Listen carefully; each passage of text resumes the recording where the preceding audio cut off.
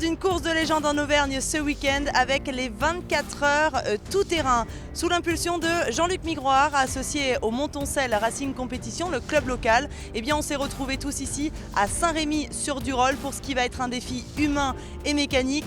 On a une cinquantaine d'équipages, 200 pilotes. Vous l'avez compris, une moto pour 4 pilotes sur un circuit de 8 km pendant 24 heures. Ça va être très très chaud. On a connu aujourd'hui les séances qualificatives.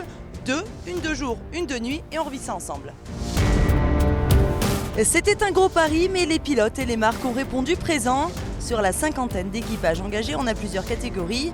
Les juniors, les nationaux, les concessionnaires, les féminines, les vétérans et la catégorie élite, qui ne peut être que classée au scratch. 5 teams officiels avec TM Racing, KTM, Sherco Academy, Yamaha et Husqvarna.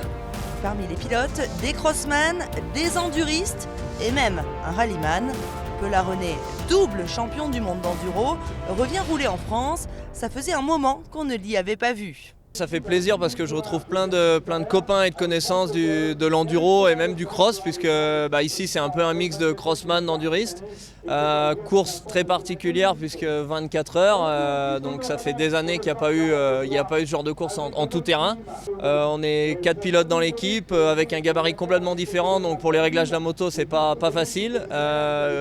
Une 302 temps, j'ai pas roulé sur un 2 temps depuis... je crois la dernière année ça devait être en 2004, donc ça fait très longtemps. Mais je pense que ça va être une belle aventure avec l'équipe Husqvarna et je pense qu'on va passer de bons moments. Peut-être de moins bons aussi, mais je pense que ça va être une belle aventure. Ce qu'on observe surtout, c'est que chez les gros bras, on a opté pour la majorité pour des 2 temps. 300 chez KT et Husky, petite 144 chez TM. Faire de la mécanique est toujours plus simple sur un 2 temps. Pourtant, sur la séance de l'après-midi, c'est bien un 4 temps qui a signé le meilleur temps. Marc Bourgeois, sur la 4,5 WRF du team Outsider, a mis tout le monde d'accord. La réputation de fiabilité de Yamaha n'est plus à faire, donc voilà. Bon, après ça reste toujours un sport mécanique bien sûr, mais elle a été approuvée depuis maintenant plusieurs années, la toute nouvelle également, donc voilà, cette année on a eu 0 souci mécanique, donc c'est pour ça aussi le choix de la 450 WRF. Chez les juniors, on va surtout compter sur les équipages TM et Sherco, 2 motos opposées.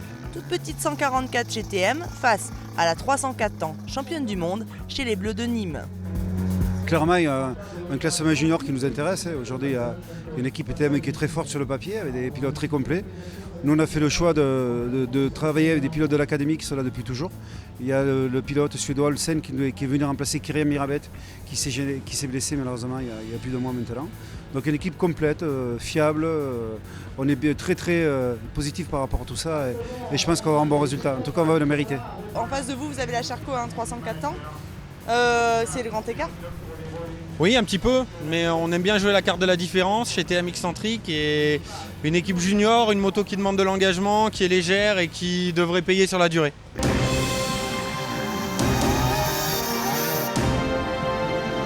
Lors de la séance chrono nocturne, Husqvarna a été l'équipe la plus rapide, mais c'est Yamaha qui conserve tout de même la pole position au cumul des 2 meilleurs temps de la journée. Seulement 3 dixièmes d'écart entre les 2 formations. Énorme performance de l'équipe B2R qui s'est classée 3e au scratch et 1er concessionnaire. Juste derrière eux, on retrouve les juniors du team TM qui s'élanceront 4e. Rendez-vous demain pour le résumé de la première partie de la journée de ces 24 heures tout terrain. Ciao ciao!